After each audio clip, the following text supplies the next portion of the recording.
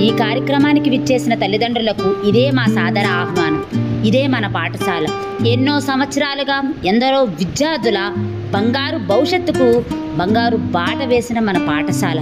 మన పిల్లల యొక్క వినూత్న ప్రదర్శనలను, అందమైన నృత్య నాటకాలను, ఎన్నో అల్లర్లను, మరెన్నో భావోద్వేగాలను ముడివేసుకున్నది మన ఈ పాఠశాల.